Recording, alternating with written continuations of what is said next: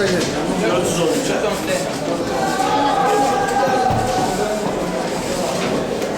Qonaqlara xoş gəldiniz deyirəm.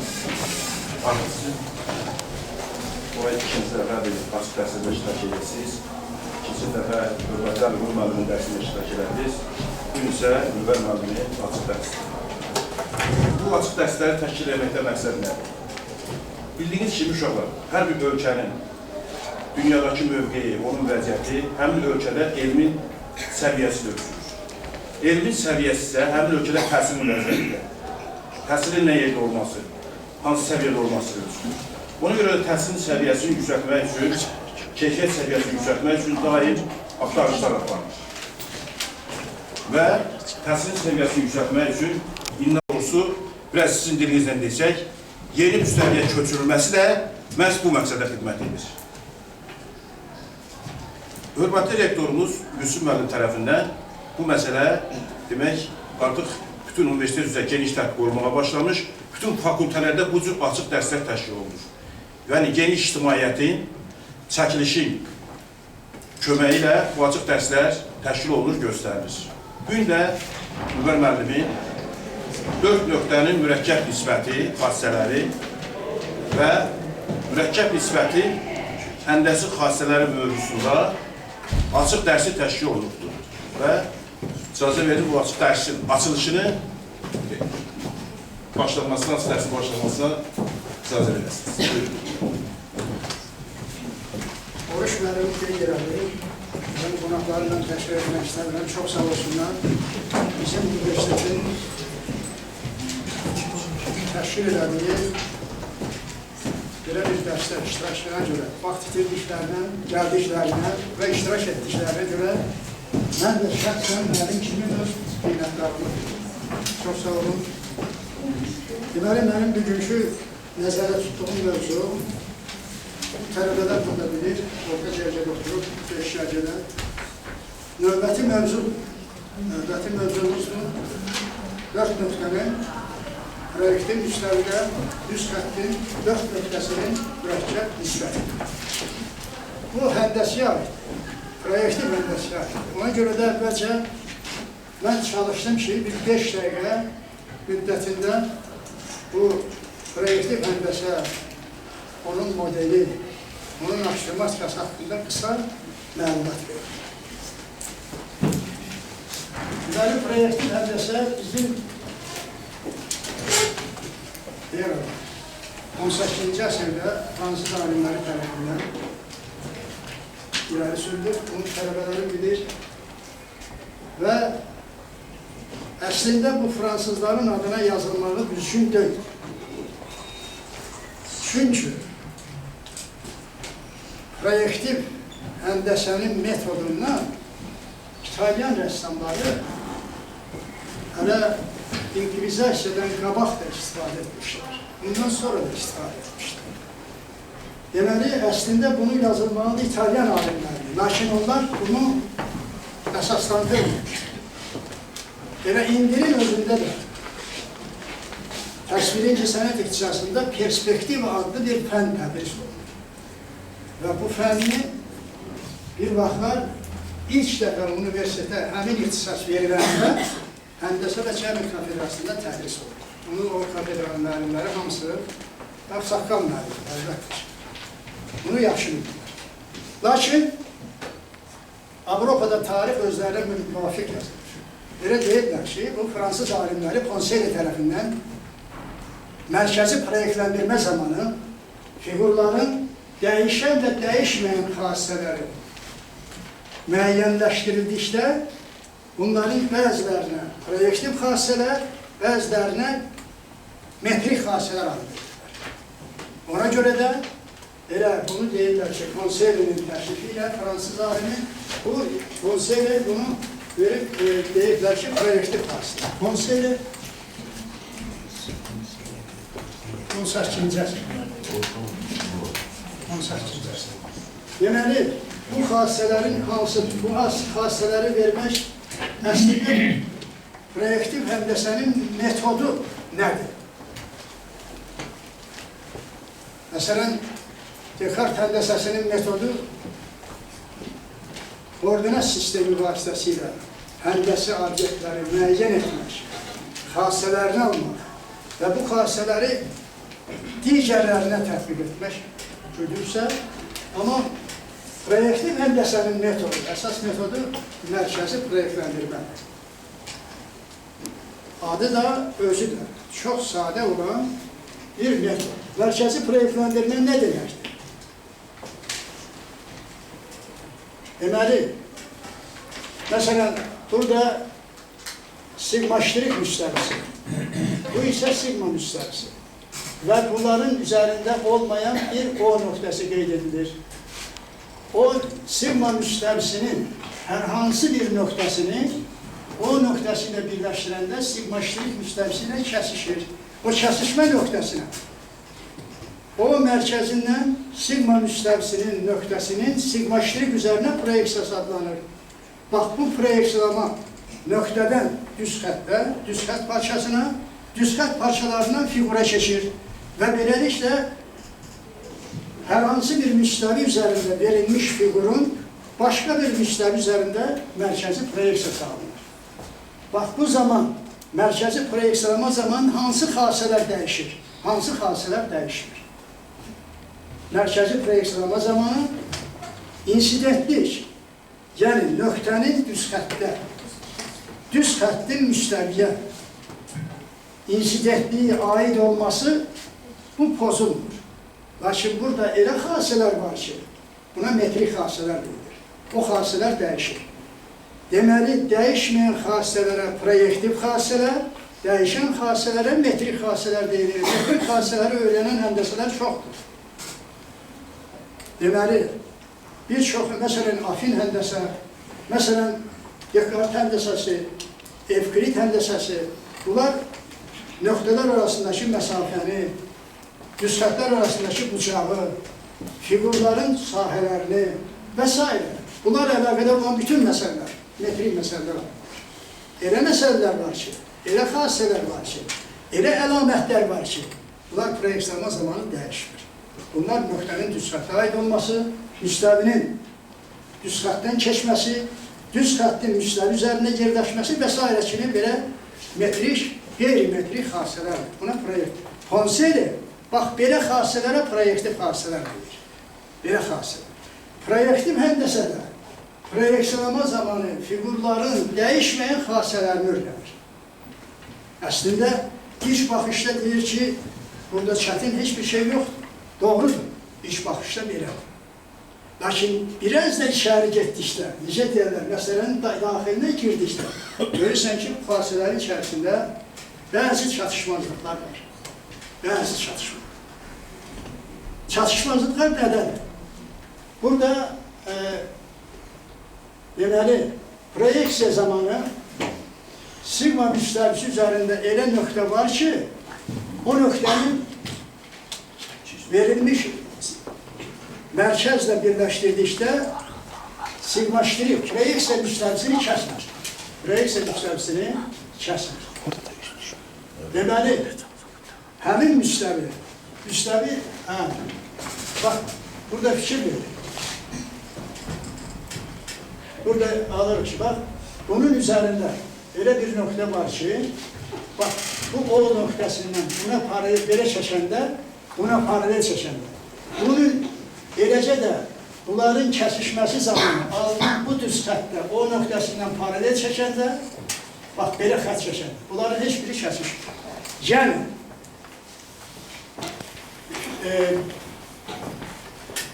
birinci müstəvinin, sigma müstəvisinin, sigma-ştrik müstəvisinə mərkəzi proyektlendirmək imkası bir qiymətli deyil.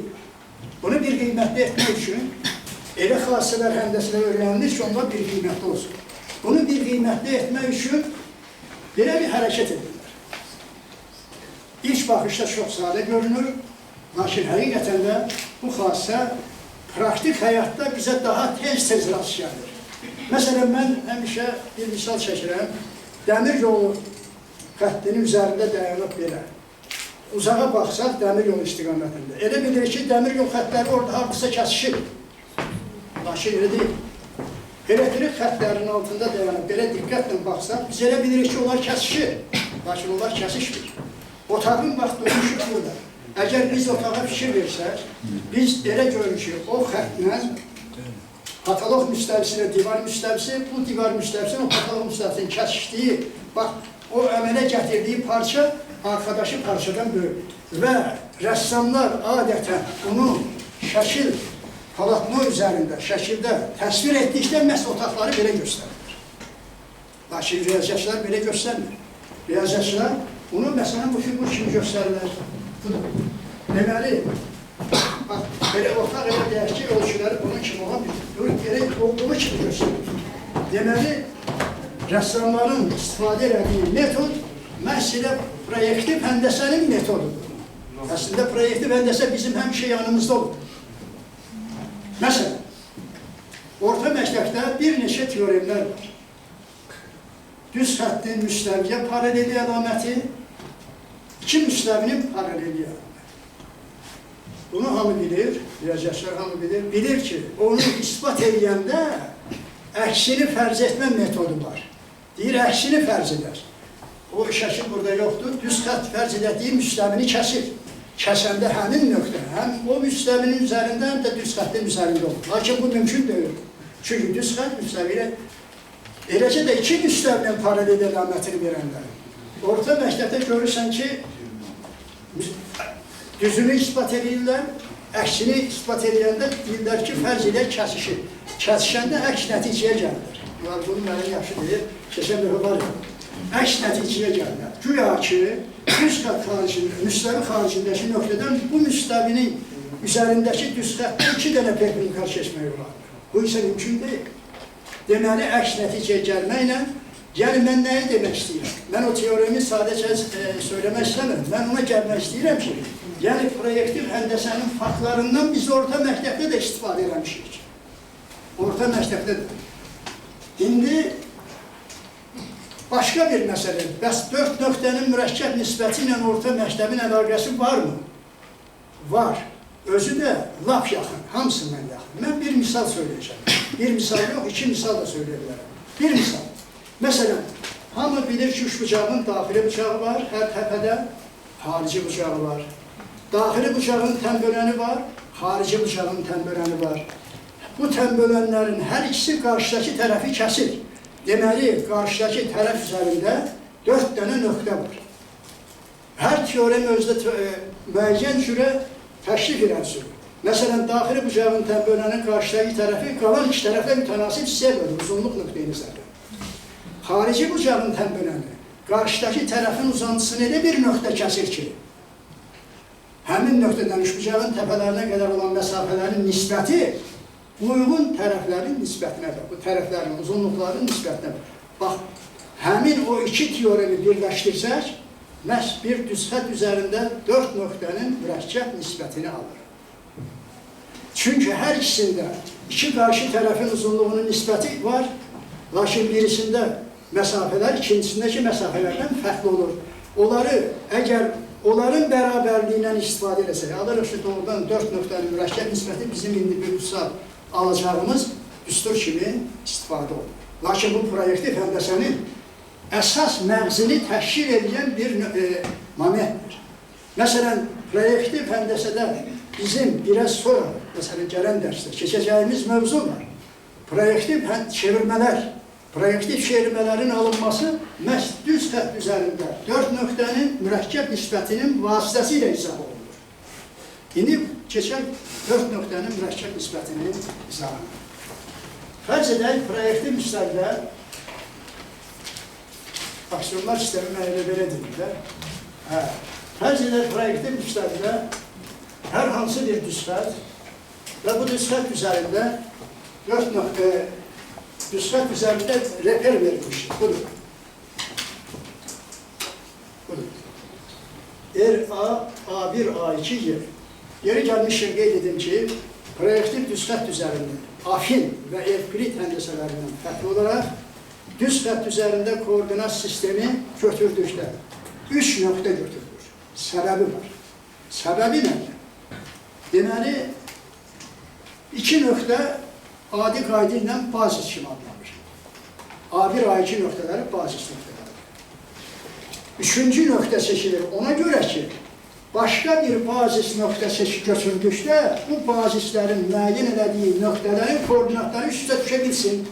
Bunun üçün deməli A1, A2-nin müəyyən elədiyi vektorlar balaca A1, balaca A2 olarsa, onda deməli alırıq ki biz deməli inkas zamanı pi A1 bərabərdir A1 vektoru, pi A2 bərabər A2.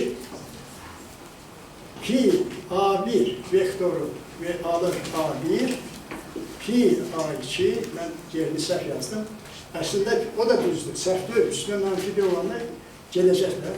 Pi A2 bərabər A2. Bunlar bazis nöqtələrdir. Pi Y isə bərabər Y deyir. Bax, burada üçüncü nöqtənin seçilməsi bu ilə əlaqədardır ki, bu bazis vektorların cəmi məhz Y-ni verməlidir. Yəni, B, A1, A2, Y sistemi uzlaşan olmalı. Buna deyirlər uzlaşan. Uzlaşan nəyə deyirlər? Uzlaşan o deyən söz ki, hər ya müsbət üzərində mi, ya müstəvidə mi koordinat sistemi keçirəndə bu koordinat sistemində bazis nöqtələrlə vahid nöqtə bu şərti ödəsin. Bu şərti ödəsin. Belə olmadıqda onda bir bazisdə nöqtələrin koordinatı bir cür, başqa bir bazisdə başqa cür alınır. Bu isə o aksiomatik tərifin ikinci bəndinə ziddir. Proyektin, müstəvinin ver tərəfindən verilmiş aksiomatik tərifinin ikinci hissəsinə ziddir. Orada deyilir ki, proyektin müstəvidə yalnız və yalnız o zaman iki nöqtə üst-üstə düşür ki, onların uyğun vektorları koreliyer olsun. Yalnız və yalnız bu zaman. Ayrı vaxt mümkün deyil. Ona görə də böyle sistem deyirlər ki, uzlaşan sistemdir. Uzlaşan sistemi vermək üçün də məhz deməli, koordinat sistemini qurduqda biz bazislər, məsələn deyilir, M nöqtəsinin koordinatı M1, M2-dirsə,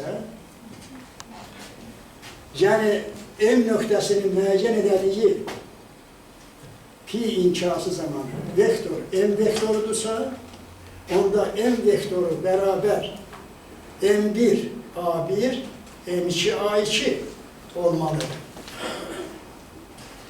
Bu, əgər indi biz başqa bir sistem götürsəydik, onlar həmin M1, M2 ilə olmamalı. Yəni, X nöqtəsi o zaman Y nöqtəsi ilə üst-üstə düşür ki, pi X vektoru bərabər pi Y vektoru olsun.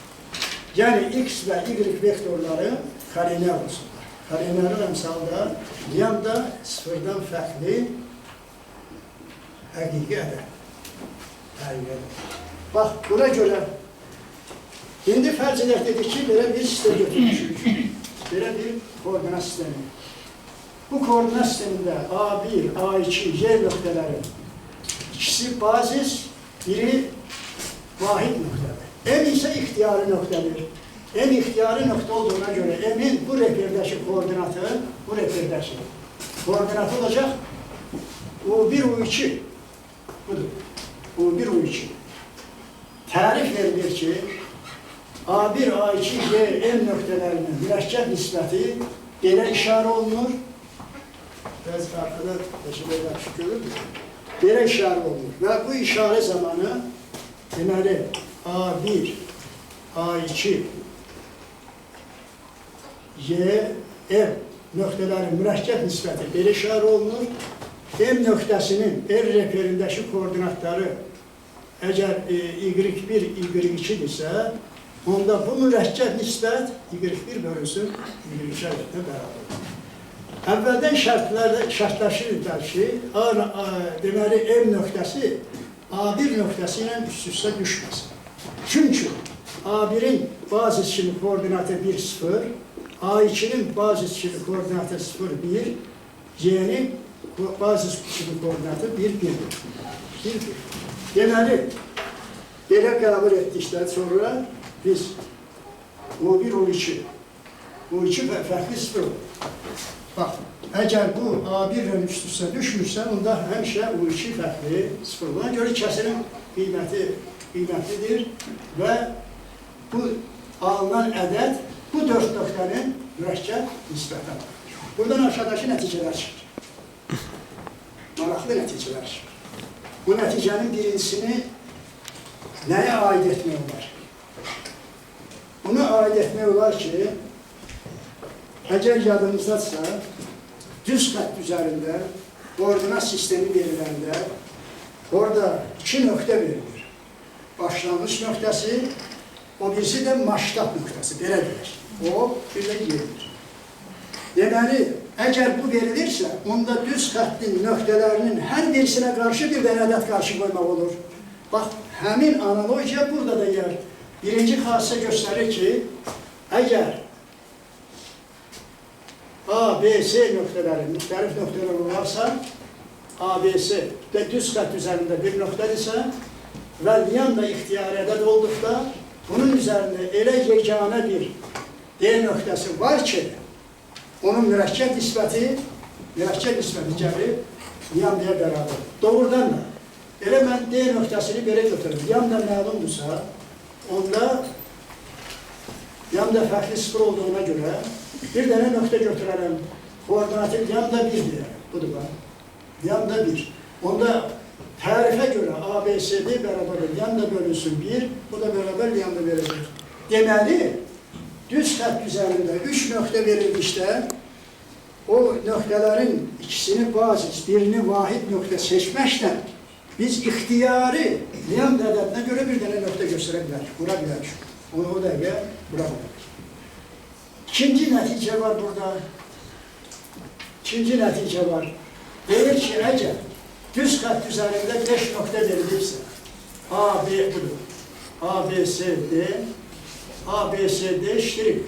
Bu 5 nöqtədən bu münasibət varsa, A, B, C, A, B, C, D, A, B, C, D iştirikdirsə, onda D ilə D iştirik nöqtəsi üst-üstə düşür. Əvvəla bu xassiyə afin həndəsədə də var. Bu xassiyə evklit həndəsəsində də var. Yəni, afin həndəsədə 3 nöqtənin sadə nisbətidir, əsas rol oynayır. Evklit həndəsəsində 2 nöqtənin, mən həmişə onu deyirəm, nisbətidir. 2 nöqtəni əmələ gətirdik, yəni parçadır, onun uzunluğudur. Orada deyir ki, bir nöqtə o birisi ilə üstə düşürsə və bir düz xətt üzərində yerləşiblərsə, AD bərabər D nöqtəsini dəyişir. Orada deyir ki, 3 nöqtənin sadə nisbəti üst-üstə düşürsə və bunlar bir düz xətt üzərindədirsə, onda ikisi bərabər olduqda, bax, proyektiv həndəsədə də bu var. İslatı çox aydın gedir. Fərz elə deyir, D-nin birinci koordinatı U1, U2-dir, D iştirik 2, U1 iştirik, U2 iştirikdir. Madem bunlar bərabərdirsə, onda ABCD, ABCD iştirik. İndi buradan nə alır? Deməli, bu sol tərəf bərabərdirsə, buna sağ tərəflər də bərabərdir. Sağ tərəflərin bərabərliğini alırıq ki, deməli, U1'in, U1, U2, U1 iştirik, U2 iştirik. Və yaxud da nisbət kimi götürsək, burada nisbət kimi. Ya, axı, proyektin üstlərdə nöqtələr sabit ədəd dəqiqliyi ilə təyin olur. Ona görə alır ki, doğrudan da bu koordinatlar mütənasibdir, onda D və D iştirik üst-üstə düşür. Bu tərifdən çıxan ilkin nəticələrdir. Tərifdən. Bu onu göstərir ki, deməli, proyektiv həndəsə heç də nətər deyirlər, o biri həndəsələrdən uzaqda deyil, çox uzaqda deyil. Alman alimi Kley'dən soruşurlar ki, Kley'nin Erlangen proqramında, o Erlangen şəhərində universitetə profesor seçilən zaman, deməli, bundan soruşurlar ki, Kley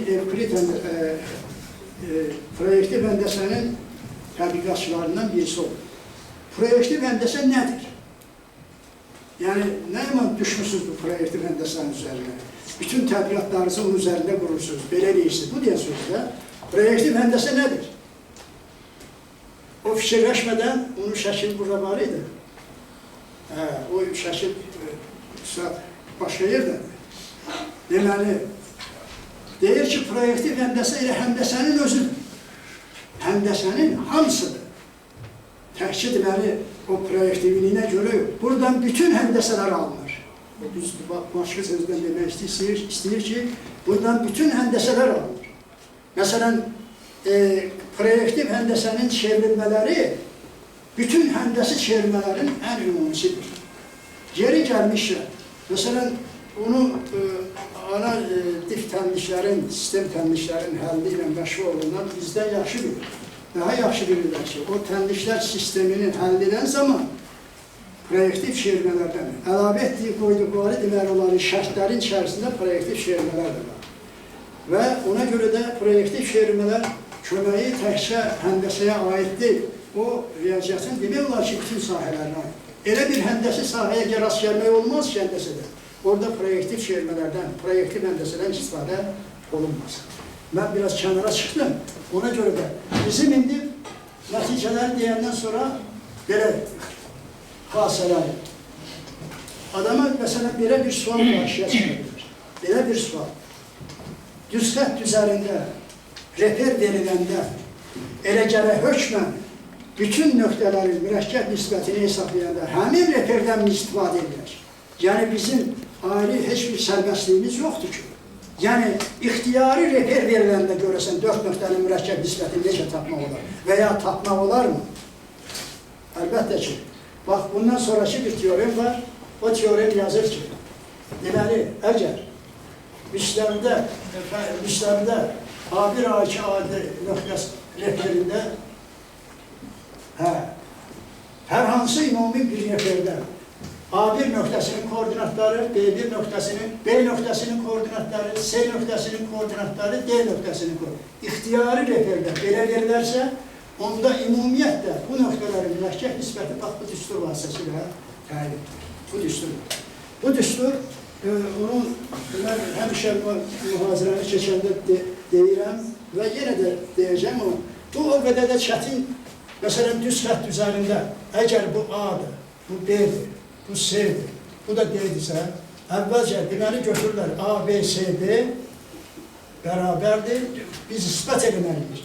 Birinci determinantaz surətdəki A ilə C-nin koordinatlarıdır. İkinci determinant surətdəki B ilə D-nin koordinatlarıdır. Məxrəcdə bunlar yerini dəyişir. Delta AD, delta BC. Bunu yadda saxlamaq da o qədər çətin deyil. BC. Bax, həmin düstur, yəni ixtiyari reperdə həmişə biz hökmən deməli A1, B bazis nöqtələrdən istifadə edəmirik, həmişə. Elə də ixtiyari reper olar. İxtiyari reperdə veriləndə onun koordinatları görürsə nə tərəf olacaq? Doğrudur. Əgər götürsək ki, A1, A2, B, A1, A2, məsələn, Y bir də A1, A1, A2, B bir də A1, A1, A2, Y bir də C1. Bunları tapa bilərik. Lakin ümumiyyətlə bunların koordinatlarını tapmaq üçün bu teorem mühüm bir rol oynayır və o proyektiv 4 nöqtənin mürəkkəb nisbətini təyin edənlər əsas amillərdən birisidir. Burada mən ispat etmək üçün deməli biz nə varmalıyıq? Mən biraz irəli qaçdım dedim, bu referi götürməliyik. Bu refer, bu refer. Yeni refer seçilir. R0, A, B, C. O verilən nöqtənin üçünü ardıcı. Onda dördüncü nöqtənin burada koordinatını yazmaq olar. Lakin yazmaq üçün dördüncü nöqtənin bu referdə koordinatı olacaq Y1, Y2, başqa bir ədədlər olacaq. O başqa ədədlərin, əgər mən Y1 və Y2-ni təyin edə bilsəm, onda onları bir-birinə bölərək 4 nöqtənin mürəkkəb nisbətini alır. Bunun üçün həmsə o vektor nöqtələrin koordinatlarından belə bir matris düzəldək. Buna koordinat sisteminin çevrilməsini matrisi deyilir. O matris nədir? Birinci yerdə durur, bax, bazisin. Bunun koordinatı, birinci sütunda. İkinci sütunda durur, bunun koordinatı. Üçüncü sütunda durur, R0'ın yeni bazistəki, köhnə bazistəki koordinatı. Daha doğrusu bu Y'nin yerində durur, C nöqtəsi. Onun koordinatı durur. Bu koordinat sistemi gərək, bu dediğimiz kimi, pozduğun, elə sən həmişə pozursun. Poz. Bu koordinat sistemi gərək uzlaşan olsun. Bu ne diyen sözdür? Uzlaşan o diyen sözdür ki, bak bunun birinci sütunu ile ikinci sütunun uygun elementlerini toplayan üçüncü sütun alması. Gerek demeli, bu böyle olsun. O, daha doğrusu A1, B1, S1'e, A2, B2, S2'ye. Buna deyirler onda uzlaşan. Uzlaşan bayağı yazmıştım. Uzlaşan sistemi. Lakin öyle olmayabilir. İhtiyarı seçmiş yapıyoruz. ABS'nin ihtiyar, mesela ben götürürüm. A beraberdir 1, 2, B beraber, böyle de götürürüm ben bazen 1, C beraber 3, 4, mesela D beraberdir 1, -3. Bak görürsün, 1 plus 1, 3'e beraber 4. 2 plus -1, 4'e beraber. Yani rehberik burada mümkündür. Bunu uzlaşan hala salmak lazım. Uzlaşan hala salmak için deməli, axı biz bilirik ki, A nöqtəsini doğuran nöqtə koordinatları A1, A2'dir. Bunu mən ixtiyarı da vursam, ikisini də eyni nöqtəni verir. Bu proyektiv xasiyyət. Eləcə də ikinci sütunu eyni nöqtəyə vursam, ədədə vursam, məsələn K2, eyni nöqtəni verir. Ona görə də biz bu küünü uzlaşan hala gətirmək üçün birinci sütunu vururlar K1'ə, İkinci sütunu vururlar K2'ye. Budur bak. Onda talep edilir ki, böyle vuranda S1 beraber K1, A1, K1, 2, B1, S2 beraberdir. K2, A2, K1, A2, K2, B2. Deməli, eğer talep edilir ki, bu sistem uzlaşan olsun, K'ya vurandan sonra onda bu sistem, təhlükə sistemini biz halledebiliriz. Niye? Ona göre ki, K1'in emsalları A1, A2, B1, B2 bazısı noktalardır. Lakin bazısı noktalara xətt asılı değil. Ona göre de onun determinantı sıfırdan fərqlidir. Determinantı sıfırdan fərqli olanda, onda bu sistemi hallederek, bu determinant sistemin determinantıdır. Bu serbest daxil edilmesi alınan determinantdır. Qabaqda burada da serbest daxil edilmesi ikinci sütuna alınan dedik bunu orta sistem tənlikdir, demək belə çətindir. Ona göre de alırıq ki, K1 beraberdir, delta 1 bölünsün delta, K2 beraber delta 2 bölünsün delta. Eğer K1, K2'ni biz belə götürsək, onda sistem uzlaşan olar. Yani bu sistem gəlir alınır, budur da, bu uzlaşan sistem olur. Uzlaşan sistem ise onda çevirmeni yazmaq olar.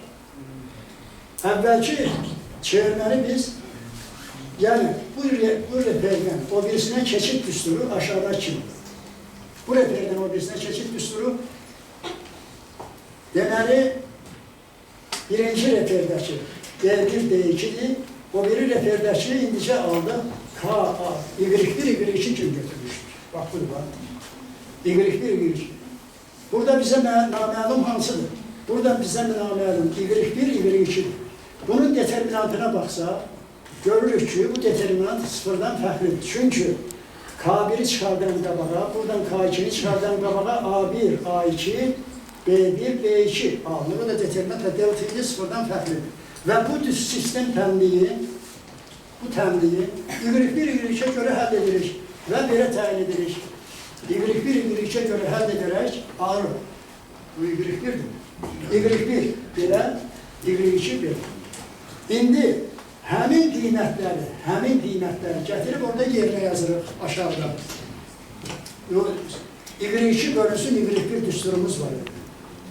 Y1 bölünsün Y2 düsturumuz var. O düsturda yerine yazırıq, alırıq, ABS'de beraber görsən istifadə edərək, nisbətləri yerine yazsaq, belə alırıq. Ve teorem ile ispat olur. Bu teoremden istifade ederek çoklu neticeler almalıdır. Mürekkep nispette, 4 noktanın mürekkep nispetinde mesela budur da mürekkep nispetinde. A ve B'ye birinci cüt deyirlər adeten, C ve D'ye ikinci cüt. A, B birinci cütün birinci nöqtəsi, ikinci nöqtəsi və s. Xassələr edən bunun adı ilə deyil. Cütlərin yerini dəyişmək olar. Cütlərdə budur bak. Birinci xasə elədir ki, mürəkkəb nisbətdə cütlərin yerini dəyişdikdə qiymət dəyişir. Qiymət dəyişmir. ABCD, mən bu düsturla yazdım, bayaq bozdunuz. Həmin düsturla yazanda cütlərin yerini dəyişəndə sadəcə bunların yeri dəyişir. Hərflərin yeri dəyişir. Hərflərin yeri dəyişir, buna görə də nəticədə mənfiyə keçir və isbat verilir. Doğrudan da cütlərin yerini dəyişəndə qiymət dəyişir. İkinci xasə, eyni cütdə iki nöqtənin yerini dəyişəndə bunda qiymət tərsine dəyişir. Qiymət tərsine. Yenə həmin düsturdan istifadə edərək alırıq doğrudan da edər. Və üçüncü xasə var. Üçüncü xasə odur ki, deməli, hər iki cütdə nöqtələrin yerini dəyişəndə. İncə dedik, burada tərsinə dəyişirsək, bir də tərsinə dəyişəcək, bunda dəyişməyəcək. Deməli, hər iki cütdə nöqtələrin yerini dəyişəndə mürəkkəb nisbət dəyişmir. Dördüncü xassələrimiz bizim deməli, ABC'dir. Məsələn, ikinci cütün ikinci nöqtəsi ilə birinci nöqtəsi üst-üstə düşəndə budur. Bunlar birə bərabər. Burada çətin deyil, onu demək ki, mən adətən üniversitədə onu xasə kimi yazmıram, düzünü deyil.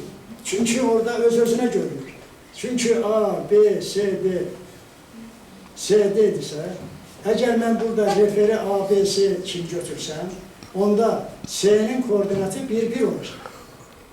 C-nin koordinatı 1-1 olur. Burada gəlib yerinə yazanda, burada alırıq A, B, C, D. Evet, bu ilə üstə düşür da, C ilə üstə düşür. Bu da bərabərdə 1 bölünsün, 1 bərabər 1-dir. Əgər D ilə üst-üstə düşsə, onda 0 verir. D ilə D üst-üstə düşsə, onda 0 verir. İkinci xasə bu, o bir xasəsi, 0 bölünsün 1,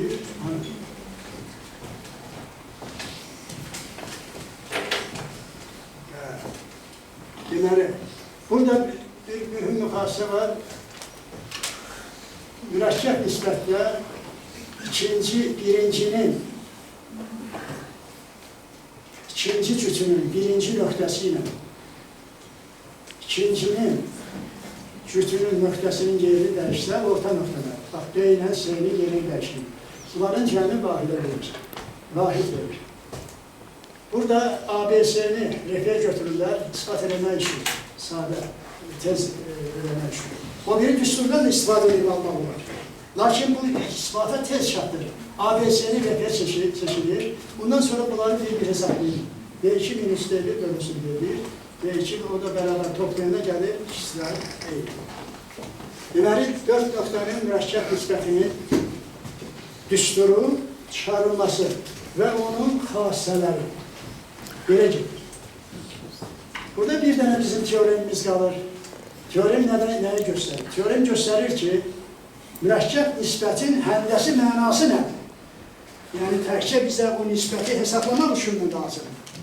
Və yaxud da ki, gələcəkdə proyektiv həndəsənin tətbiqlərində lazımdır, görəsən.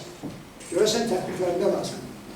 Bu, onun həndəsi mənasını göstərir. Əvvəla, niyə ona mürəkkəb nisbət deyil?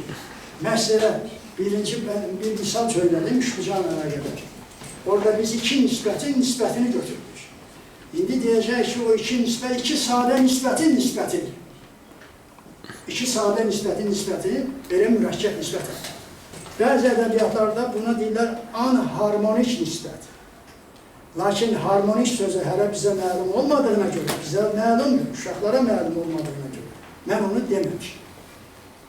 Ona görə də mürəkkəb nisbətdən istifadə edilir. Mürəkkəb nisbət deməli, burada həndəsi mənasını göstərir.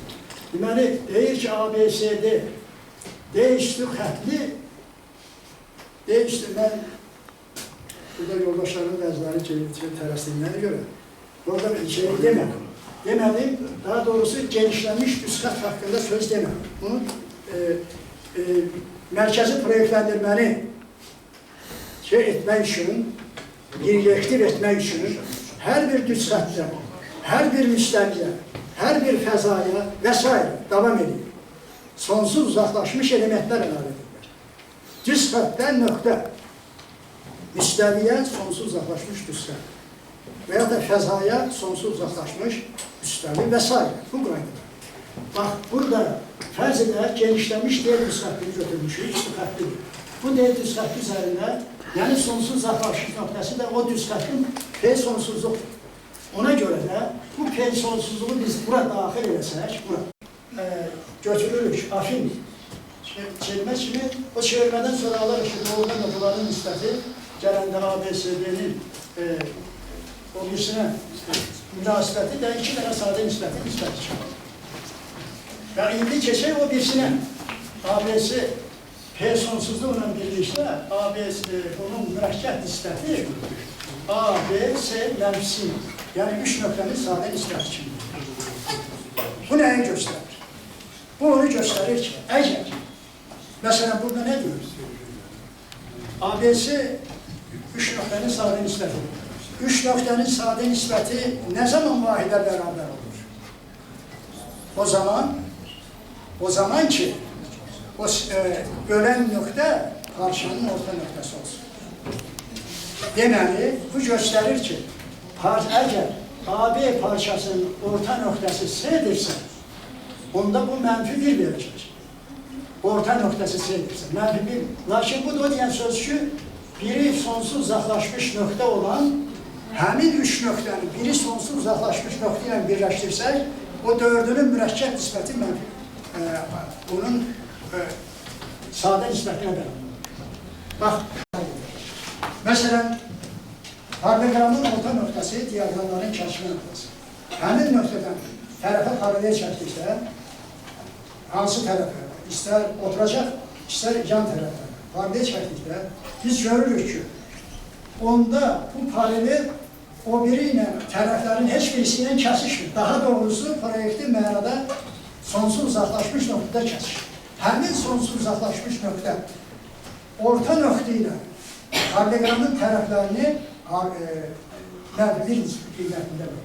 Elə ilim çaşdı dedim, harmoniz nisbətdə verir, daha doğrusu. Harmoniz nisbətdə verir. Yəni, bu göstərir ki, əgər ABC birə bərabərdirsə, yəni parçanın orta nöqtəsidirsə, onda A, B, C, P sonsuzluq mənfi birə bərabər olur. Bu xasə ispatı, bunlar hamısında yerində verilir. Deməli, ikinci xasəni ispat etmək üçün rəhbəri biz götürürük. R0, A və B. R0, 0, 1, 0. P sonsuzluq. P sonsuzluq. Sonra A nöqtəsi 1, 0. B nöqtəsi A nöqtəsi 1, 0. Yəni 0, 1. B nöqtəsi 0, 1. C nöqtəsi 1, 1. Və P 0, 0. İkinci bölüm. Və nəticə alınır oradan da buradan bu şəhər ödəlir. Sonra bizim bir də tətbiq məsələmiz var burada. Deməli, fərz edək, mən ona görə biri proyektiv D-üstü fərqli çəklidir. Bunun üzərində 2 dənə nöqtə gedir. Bu olsun D, bu olsun 3 olur. Bir tətbiq yoxdur. Mən o tətbiqi deyəcəm. Mənim nəzərdə tutduğum mövzuluğu. Bundan sonra misal göstərəcəm. Bu da mənim nəzərdə tutduğum mövzuluğu. Xüsusi hal kimi ayrı bir söhbətim də var, düzdür, hələ demirəm, deyəcəm. Deməli, fərz edək, bir misal çekilir. 1, 2, 3 koordinatlarım var. Burada bunun ixtiyarı x daxil D üstü fərqli üçün x-in koordinatları x1, x2, x3 olanda onda x alfa bərabərdir, yanda P alfa, mü Q alfa. Qardaşı alfa, 1, 2, 3 qiymətlər. Üz fərqini tanıyacaq. Aydındır ki, burada yanda 0 olanda x nöqtəsi Q ilə üst-üstə düşür. Mü 0 olanda x nöqtəsi P ilə üst-üstə düşür. Çünkü sabit hedefleriyle tayin olmuş noktalık orada. Bundan istifade ederek bir mühüm üstünü çıkardı. Her hedef düz hat üzerinde, bir düz hat üzerinde biz A0, A1 onda ne alırıq? Alırıq ki, bak bu belə qəbul edəsə A2 onda alırıq ki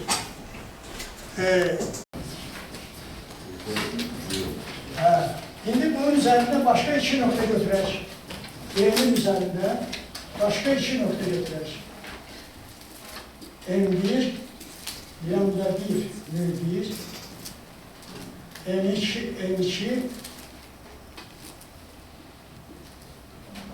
yanında 2, 1. Böyle olacak. Bu da var.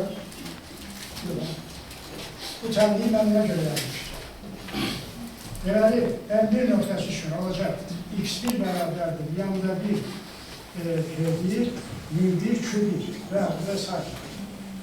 Deməli, M1, M2 noktasını götürür. Onda düz xət üzerinde alırıq biz. 4 tane nokta. Bu 4 noktanın mürekkep nispetini tayin edesek. Yani düstur. M1, M2. Daha doğrusu ne diyorsunuz? P, Q, M1, M2. Beraberdir. Düsturdan istifade edildi. Düsturdan istifade edilecek. Yanda 1, U1, yanda 2, U3. Bu da var düstur. Burada ne yazılır? Yanda 1, U1, yanda 2, U3. Yani düstur. Bu düstur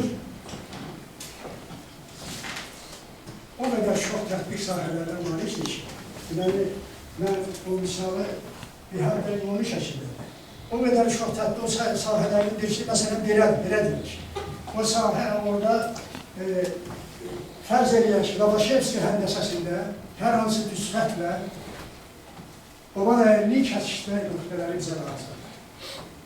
Həmin nöqtələr və orada məsafə anlayışını vermək lazımdır. Orada. Eləcə də sferik həndəsədə sferanın hər hansı böyük çevrəsi düz xətt üzərində götürülmüş iki nöqtə kəsişmə nöqtələri, sferinin kəsişmə nöqtələri arada iki nöqtə var. Burada məsafəni təyin etmək lazımdır. Məsafəni təyin edərlər, yenə də bu düsturdan istifadə edilir.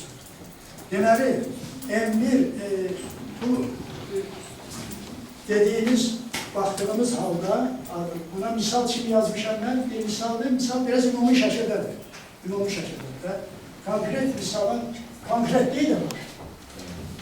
Konkretliği de var. Ben ona göre ona misal dedim. Bu misal gelecekte həndəsənin o biri bölmelerinde arasında əlaqənin yaradılmasında eləcə də sonsuz kişi yoldaşlarda mesela bu var idi. Lakin ikilik prinsipinden, ikilik prinsipinden istifade ederek 4 düz hattın bir noktadan çıkan mürekkep nispeti anlayışıyla verilmelidir. Çünkü projektif həndəsədə ikilik prinsipi deyilen bir prinsip var. Elə prinsip ki, bu prinsipler uşaqlar bunu bir axırıcı dərsimizdə olur. Tezat yayınına qalır, düzdür mü? Axırıcı. Onun için değil. Kişilik prinsip. De göre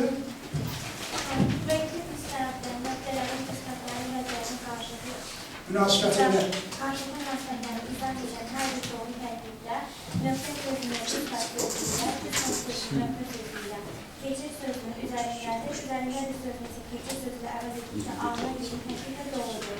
Bu yeni tərkib əvvəlki tərkibdə kiçiklik forması adlanır. bu biz bizim en yüksek bağlanan girəndir. 679 oldu. Böyle ikili prinsip üretelim.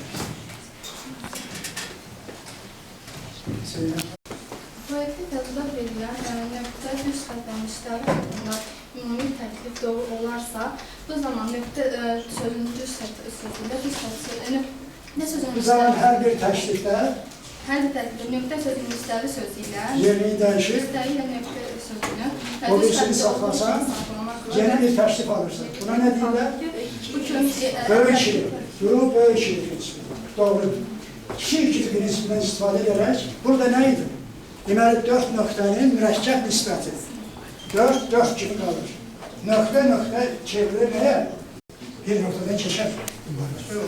Bir nöqtədən keçər. 400 xətti mürəkkəb nisbəti anlayışını verir. 400 xətti mürəkkəb nisbəti anlayışını verir. Aydındır ki, 400 xətt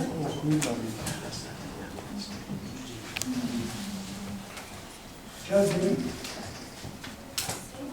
Mühəssib xətt çəkir. Şimdi buna pi ortasında A, B, C, D.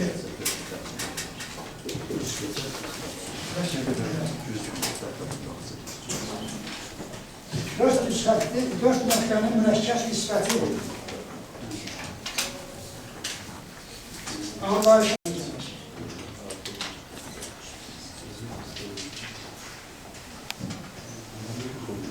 Belə qəbul edirlər. Əvvəla deyim ki, yeri gəlmişlər. Bayaq dedim axı. 400 nöqtənin mürəkkəb nisbətindən istifadə edərək, bu, orta məktəb hədəsəsində bu var.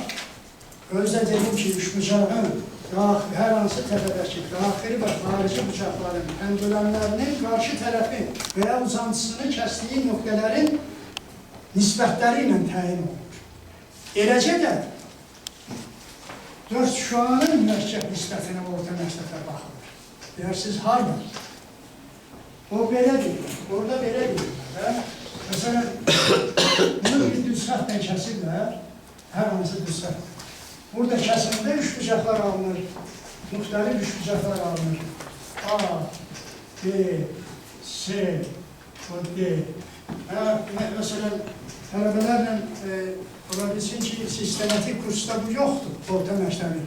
Lakin tələbələrlə məşğul olanda müəllimlərin bunu həmişə tələbələrin nəzərinə çatdırır.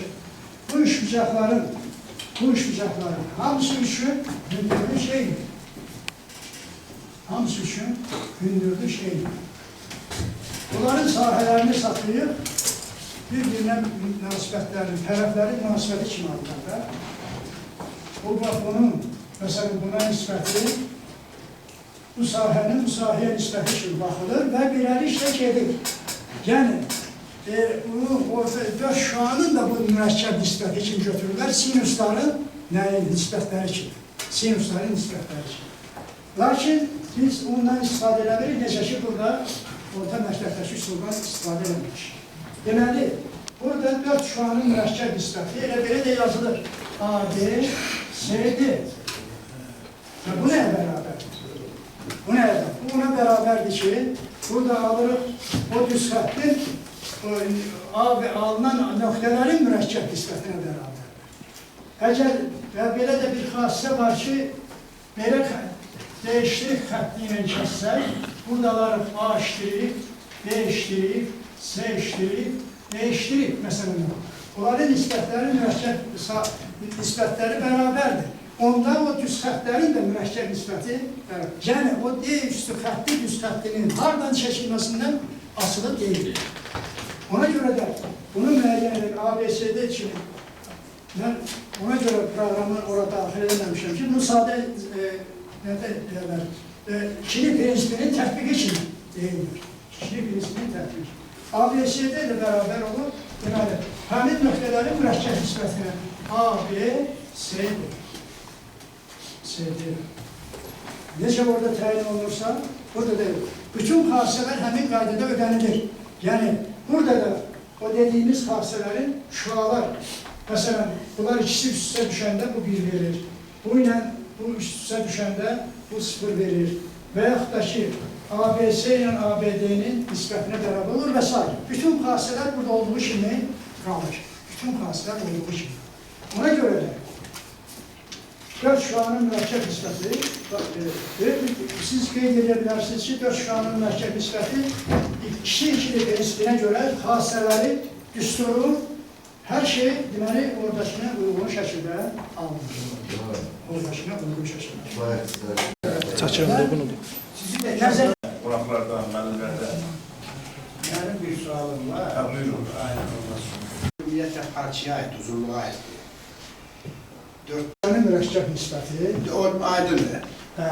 Bunun ikili forması. Elə ikili forması kimi elədir. Nöqtə, nisbəti, şua kimi. Şua deyilir. Şua. Şuanın nisbəti. Hə, hə. Şuanın axı uzunluğu olmur. Şuanın uzunluğu nisbəti. Yox, şuanın uzunluğu yoxdur. Uzunluqdan söhbət getmir. Ve şuanın nisbəti eline başa gelir. Yəqin ki, burada belə demişdim də mən, bax, bu bucaqlar var. Bu bucaqlar. Bu bucaqların köməyi ilə təyin olunur orta məktəb. Onların sinuslar nisbəti gibi. Bəli, bəli, bunların sinuslar nisbəti kimi təyin olunur. Mən ona görə dedim ki, dedim onu, düzdür, şua deyəndə bir tərəfdən çıxıb, başqa bir istiqamətlənmiş nöqtələr çox olur. Bu mənada ikili prinsip kimi, ikili prinsipin köməyidir. Nöqtə gəlib düz şuaya. Nəş. Tələbələrdən.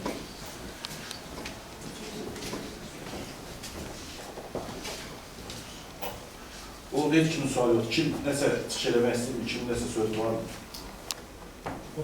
Vermem Buyur. Ben anlıyorum. Ona göre söylemek istiyorum. Ben Deməli də böyük imkanı icra hakimiyyətinin bu hər halda belə məlumatlar təklifinlə bu proyekt keçirilir və rektorun tapşırığıyla belə bir açıq dərslər bu şəkildə keçirilməsi nəzərdə tutulur. Açıq dərs sözünün mənası hamıya aydındır. Ona görə də açıq dərs elə dərs kimi olmalı, yəni silabusdakı keçirilən dərs kimi olmalıdır. Şimdi bu proyekt təzə başlayır, bu açıq dərslər yeni keçirilir, cəmsi bir neçə açıq dərsi olur. Gələcəkdə bu təkmilləşəcək və müəyyən bir formaya düşəcək. Ancaq mən demək istəyirəm ki, açıq dərs formasında getməlidir. Yəni gələcəkdə də nəzərdə tutmaq lazımdır ki, bunlar konferans xarakterli çıxışlar kimi olmasın. Yəni həqiqi açıq dərs olmaq bugün müşahidə edildiyimiz. O ki, qaldı Nüvər müəllimin dərsinə, Nüvər müəllimin dərsini biz dəfələrlə dinləmişik. Bugün də həmin dinləmələrdən biridir. Ondan ibarətdir ki, burada qonaqlar var. Nüvər müəllimin dərsi həmişə belə yüksək elmi, metodiki cəhətdən yüksək səviyyədə keçibdir. Bugün də biz bu dərslərdən birini şahid olduq. Nüvər müəllimin deməli, proyektiv həndəsənin əsas anlayışlarından olan 4 nöqtənin nisbəti və onunla bağlı məsələlər haqqında danışdıq. Gördüyünüz kimi, tələbələrlə sual-cavabda da tələbələr mövzunu yaxşı qavrayır və müəllim öz məqsədinə burada nail oldu. Mən Nüvər müəllimə təşəkkür edirəm, birisi də burada iştirak edən müəllimlərə və qonaqları təşəkkür edirəm və dərsi nümunəvi dərs kimi hesab edirəm. Həm bizim burada magistrlər əyləşir, bizə də müəllimlər və bu dərs hamımız üçün faydalıdır. Tamam, sağ ol. Sonra şöyle. Qabaqda mən də qeyd edeyim ki, bu bizim fakültələ, bu ənənə fakültəyə keçdi və fakültələ bu dərslər indi bundan sonra birinci dərsdir. Bunun bəlkə də ola bilər ki, texnik tərəfdən hazırlanmağı o qədər də yüksək səviyyədə deyildir. Çünki lövhənin özü bu ağlı lövhədir. Ağlı lövhədə o birisi lövhədə yazdıqların hamısını burada da yaza bilərdi. Bunlardan yəni istənilən düsturda hansısa bir dəyişiklik eləmək istəyirsən, nəsə eləmək istəyirsənsə, onları orada yazılanları burada da eləmək olar. Gələcəkdə əlbəttə ki, bu cürə İKT vasitələrindən istifadə edib, dərsi indi Nüvər müəllimin mən bütün o mühazirələrin təqdimatlarına baxmışam, demək olar ki, bütün mühazirələri belə təqdimatlar qurulub. İndi burada bir balaca problem ondaydı ki, həm də ki, indi ictimaiyyət üçün açıq dərs olduğuna görə müəyyən kənara çıxmalar, yəni izah olunmalar, sadələşdirmələr olmalıydı. Mən Nüvər müəllimin ümumiyyətlə dərsə hər bir bu qarşısına qoyduğu məsələyə çox məsuliyyətli yanaşmasını görmüşəm və həqiqətən də o narahat idi. Yalnız dərsin keçilməyinə görə yox, bu cürə texniki bu dərsin necə alınmasına görə, texniki olaraq necə alınmasına görə. Və əlbəttə ki, daha bu cürə açıq dərslər bizdə davam edəcəksə, bunları həqiqətən də tamamilə daha da yaxşı səviyyədə, daha yaxşı gözəl səviyyədə keçirir. Daha yaxşı səviyyədə keçirir. Nüvər müəllimin əlbəttə ki, izahları, bütün böyle şeyler, həndəslər düzdür. Ben 45 yıl bundan qabaq geçmişəm və demək olar ki, onlar yanından çıxıb çox şeylər. Amma izahları əlbəttə ki, yaxşıdır və tələbələr üçün. Yəni ki, belə insanlar çox olanda tələbələrlə bu qədər. Amma adi dərslərdə daha dərindən bu şeylər izah edir. Dərsin keyfiyyətini əlbəttə ki, mən Nüvər müəllimin dərsin mövzusuna aid olan materialları, bu göstərilənləri tam uyğun hesab edirəm və hesab edirəm ki, belə dərslər keçirilməlidir gələcəkdə. Belə dərslər keçirilməlidir. Müzakirə eləyirik. Müzakirə də hər dərslər. Biz də sözləyək. Buyurun. Sözleriniz aydın. Əvvəla bu bölümdə qonaqlar var, hamınız xoş gəlibsiniz. Arzum budur ki, belə təşəbbüslər çox olsun, yəni heç olmasa görüşərik. Nüvər müəllimlə mənim 40 ildə çoxdur, biz kafedrada işləyirik və bizim nə qədər ki, bu müddətdə mənim yanıma gəlir, belə dərslərimiz bu formada yox, amma açıq dərs formasında kafedralarında, sonradan da metod komissiya iştirakı ilə çox açıq belə təşəbbüslərimiz olur.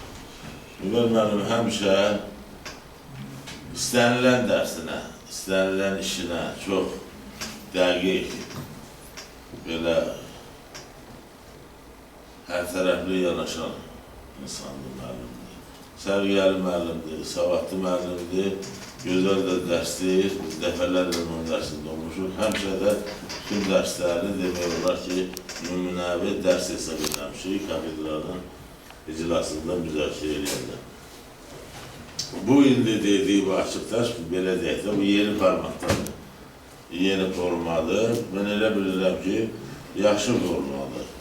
Onu biraz da Əkrəm müəllim demişkən, təkirləşdirmək olar.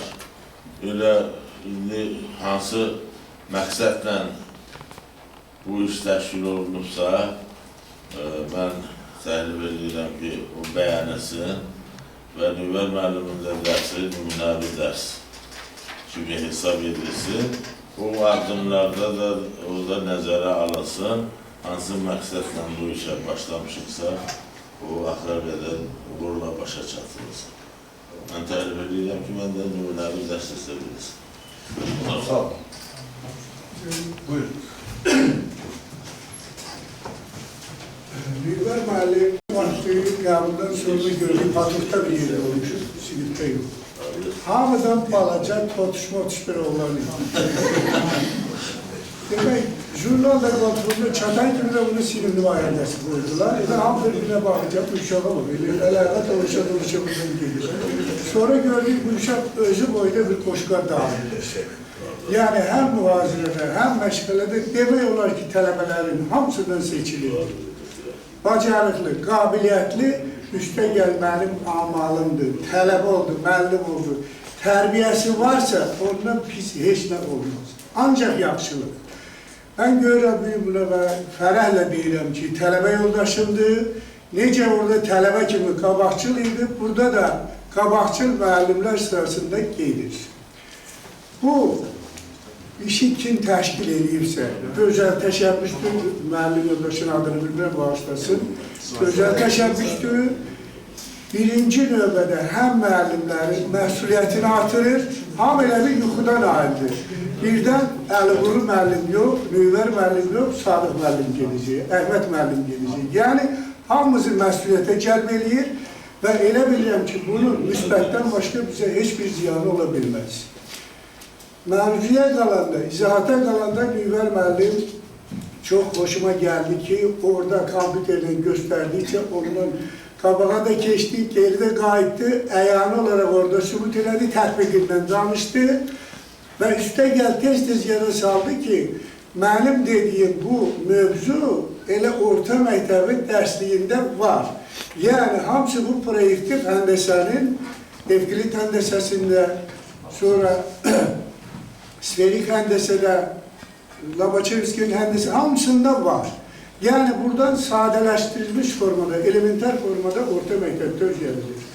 Ona görə də mən sizin keçən dərsidə, yəni Əliqulu müəllimin birinci oradan başladıq, keçirilmiş dərsini və bugünkü Nüvər müəllimin dərsini yüksək qiymətləndirirəm və çox razı qaldığımı bilirəm. Sizə də öz kollektiviniz adından təşəkkür edirəm.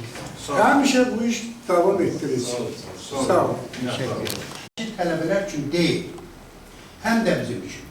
Təkcə tələbələr üçün olsun da, yalnız tələbələr üçün. Biz kadrlarda dərs keçirik də, bütün müəllimlərin dərs keçirik. Amma görürsünüz, onun içərisindən ayrılır Nüvər müəllimin dərsi şəhər miqyasında, şəhər ziyalıları tərtibində keçilir. Qonşu universitetlərimizdən bura qonaqlarımız gəlir.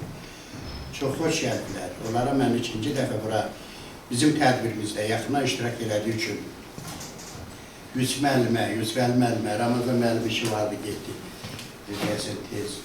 Sadıq müəllimə və mənə təşəkkürümü bildirəm, minnətlarımı bildirəm və mənə elə gəlir ki, şəhər tədris təhsil idarəsi bu məsələyə qoşulacaq tezgəş, bu tədbirə qoşulacaq tezgəş. Çünki Nüvər müəllimin bu dərsi ən çox orta məktəb müəllimləri üçün də lazımdır. Həm bizim üçün, ali məktəb müəllimləri üçün, həm də orta məktəbləri. Onsuz da Nüvər müəllim bu dərsi tələbələrə deyir, elə həmin formada deyir. Buna xüsusi hazırlıq yoxdur. Elə biz olsaq da belə deyiləcəkdir, bu olmasaq da belə deyiləcəkdir. Çünki Nüvər müəllimin qabiliyyətinə, Nüvər müəllimin elminə, dərrakətinə, dünya görüşünə biz yaxşı tanışıq. Yaxşı belədir. Nüvər müəllim həmişə nümunəvi olur. Bütün sahələrdə nümunəvi olur. İstər kafedra müdiri işləyəndə, istər dekan işləyəndə, istər müəllim kimi. Həmişə biz ondan öyrənmişik və bugün də bu proses davam edir. Bax, niyə deyirəm mən təhsil idarəsi? Görürsünüz, adicə 4 nüfqənin mürəkkəb nisbətini Nüvər müəllim gətirdi ki, bu orta məktəbdə proyektiv həndəsə gizli formada necə fəaliyyət göstərir? Düzdür, orada proyektiv həndəsə demirik. Adı tutmuruq. Başqa elmlər də belə olur. Müəyyən qədər gizli fəaliyyət göstərib, axırda deyib ki, orada mən sənin içərilinə sıxışmıram, mən sizin daxilində olmuram, mən özüm sərbəst, ölkələr ayrılıb sərbəstlik, müstəqillik yaradan kimi fənin özünə müstəqillik statusu alır. Görün, nə gözəl əlaqələndirdi. O üç bucağın daxili və xarici bucaqlarının təmbölənlərinin bir düz xətt üzərində bəli yerləşən, düz xətt və ya onun uzantısı üzərində yerləşən gətirdi əlaqələndirdi, gözəl deyildir. Nüvər müəllim ikili prinsipi burada deyil. İzah elədi. Tələbələr də deyildi, ha baxsa tələbələr onu dedilər. İkili prinsipi riyaziyyatdan mühüm prinsiplərdən biridir. Bizdə də var, məntiqdə də var Nüvər müəllim ikili prinsipi. Xətti proqramlaşdırma da var. Əsas məsələr verilir. Ona qoşma olan məsələnin, görün bunun mahiyyəti nədir? Əgər əsas məsələnin həlli varsa, onda ona ikili olan məsələnin həllini axtarmağa ehtiyac yoxdur, onuncu da var. Onuncu da burada deyilər, bəli, burada deyilər. Bunlar hamısını tələbələrimiz görsünmür. Tələbələrimiz özü də Nüvər müəllimin bugünkü təcrübəsini, mən yenə deyirəm, istər tələbə, istər biz, Nüvər müəllimdən təcrübə öyrənirik. Müəllimlik necə olar?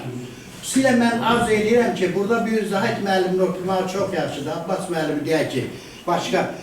Mən istəyərdim ki, cavan müəllimlərimiz gəlsin otursun burada. Bax, Aynur kim? Aynur xanım, bax. Nə? Heç onun sanki əlaqəsi yoxdur. Proyektiv həndəsə özdə riyaziyyatın çox mücərrət və maraqlı, nə qədər də maraqlısı, o qədər də çətin. Nüvər müəllim onu asanlaşdırır, amma çətindir. Burada təbii olaraq paralellik anlayışı yoxdur burada. Burada düz xətt, proyektiv düz xəttdə bizim dünyamızda olmasa da proyektiv dünyanın özündə kəsir, hardasa. Həmçində müstəvilər. Bax, bunlar hamısı göstərir ki, biz yenə deyirəm, bizim katedra müdirlərimiz, ya da elə mən sizə xitabən deyirəm. Nüvər müəllim kimi adamın dərsində, Nüvər müəllim kimi şəxsiyyətin dərsində burada bu tələbələrin sayından təxminən yarısı qədər müəllim olmalıdır. Hər müəllim, hər kafedrada 5 nəfər, 6 nəfər müəllim var, cavan müəllim var, təcrübəsi də yoxdur. Özü də elə bilir ki, bu dünyanı o kəşf edibdir. Da ondan ikincisi yoxdur. Amma Nüvər müəllimin nitqini eşidəndə, onun dərsini eşidəndə sıxılar ki, yox, mən deyəsəm, o qədər də özümü dərk eləməmişəm. Nüvər müəllimin dərsi çox nümunəvi yox. Nüvər müəllimin dərsi əladır, əlanın əlasıdır. Şübhəsiz bir ona qiymət vermək üçün yenə yığışmamışıq, mən bunu deyirəm. Nüvər müəllimə əgər 5-ə qədər, birdən 5-ə qədər qiymətlər etalonu olsaydı, Nüvər müəllimə 15 verərdi, 20 verərdi. Şübhəsiz ki, o etalona sığışmazdı. Amma mən bugün Nüvər müəllimə sağ ol deyirəm ki, bu çağında, ömrüm bu yaşında belə enerji ilə, belə izahatla dərs verir. Yox, elə mən də sikimi bir yaşdayım. Bir yaşda. Mən bayaq dedim, o cavanları dedim, cavanlar müstəqim dedim. Siz çox gözəl dərs verdiniz.